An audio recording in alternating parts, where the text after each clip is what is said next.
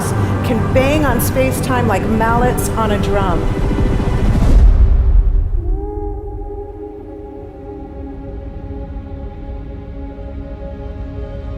And they have a very characteristic song.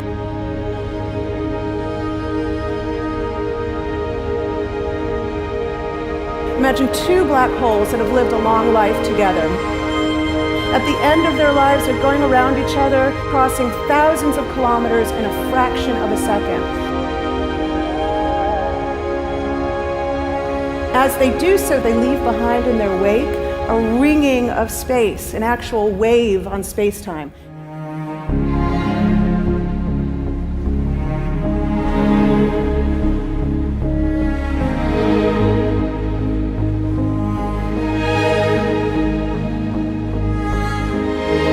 Space squeezes and stretches as it emanates out from these black holes banging on the universe. Those are the gravitational waves. They are literally the sounds of space ringing. And they will travel out from these black holes at the speed of light as they ring down and coalesce to one spinning, quiet black hole.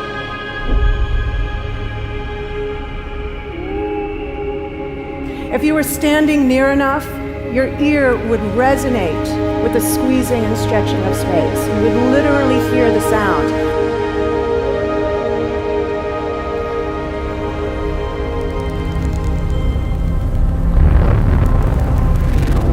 Imagine a lighter black hole falling into a very heavy black hole. The sound you're hearing is a light black hole banging on space each time it gets close.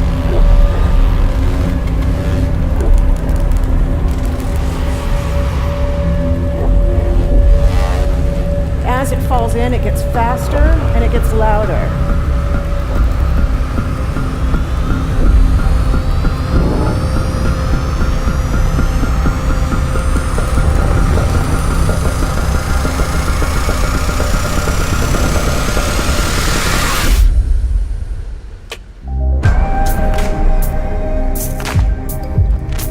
Scientists used to think black holes were immortal, but even these will one day die.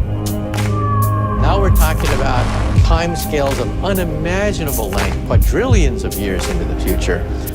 On that timescale, even the black holes begin to evaporate.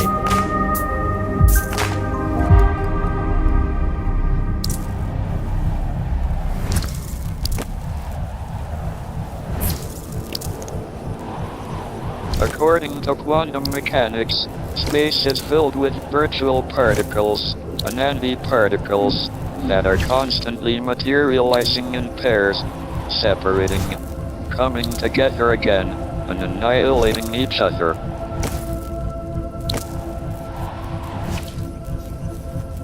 In the presence of a black hole, one member of a pair of virtual particles may fall into the hole, leaving the other member without a partner with which to annihilate. The forsaken particle appears to be radiation emitted by the black hole. And so, black holes are not eternal. They evaporate away at an increasing rate until they vanish in a gigantic explosion.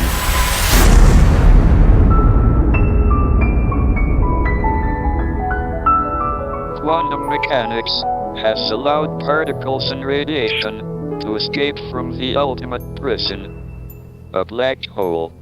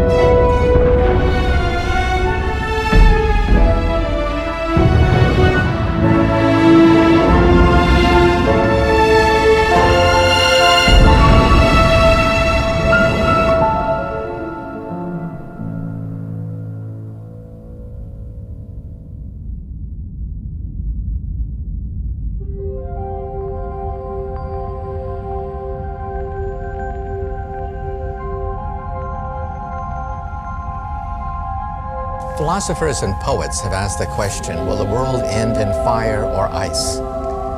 We can now give an answer. The latest evidence shows that the universe is not slowing down, but it's speeding up out of control. And the universe, we think, will die in ice. Trillions upon trillions of years from now. Empty space itself has energy. In every little cubic centimeter of space, whether or not there's stuff, whether or not there's particles, matter, radiation, or whatever, there is still energy even in the space itself. And this energy, according to Einstein, exerts a push on the universe. What is the weird stuff that's accelerating the universe? We call it dark energy. And this stuff is the dominant stuff of the universe. Almost 3/4 of the matter-energy content of the universe is this dark energy. And we don't know what it is.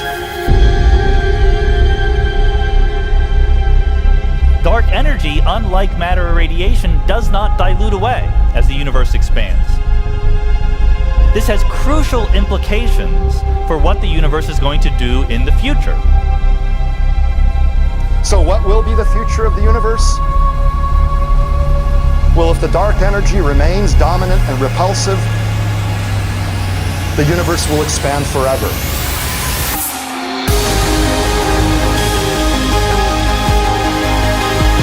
Faster and faster and faster with time.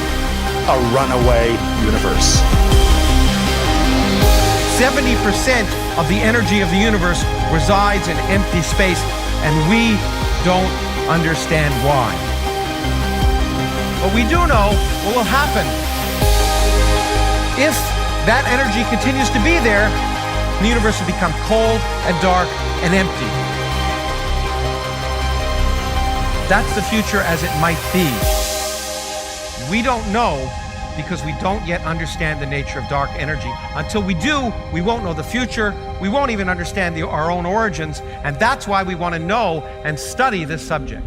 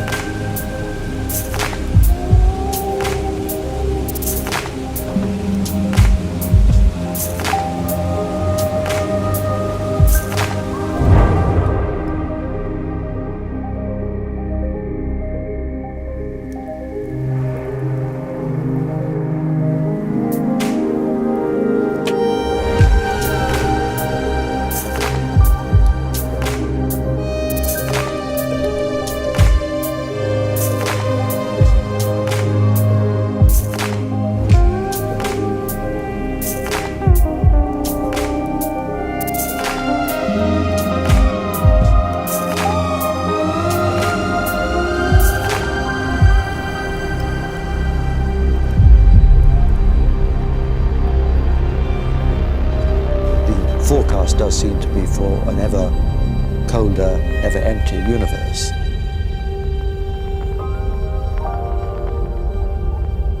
But then, of course, we have to ask, could that end lead to a new beginning? And there are ideas whereby what actually is the end of our universe could in some sense be linked to the beginning of a new one.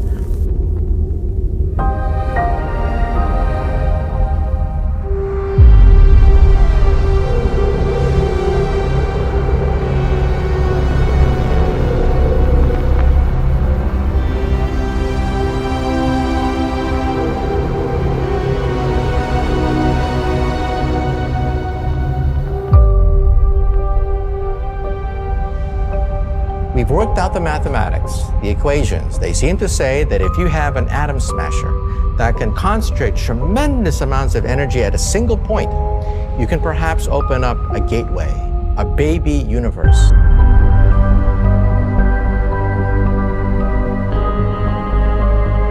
Facing the death of everything there is, this perhaps is their only possibility of escape. And this also raises a very intriguing possibility, sheer speculation of course, that perhaps any universe that has intelligent life in it will create baby universes, will create lifeboats, and proliferate child universes. So an evolution may take among universes in the multiverse. Survival of the fittest may take place. So those universes which do not have intelligent life are infertile. They have no children. But those universes that have mild temperatures, stars like us, would create civilizations that could open up child universes, and they would then proliferate.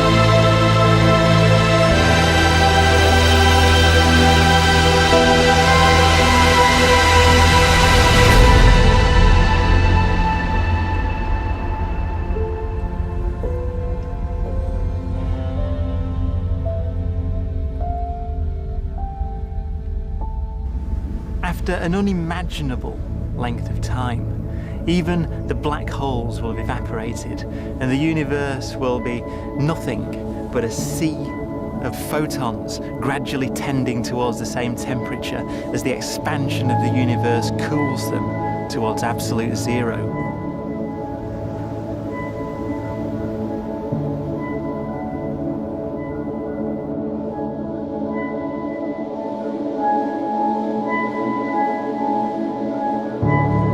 Once the very last remnants of the very last stars have finally decayed,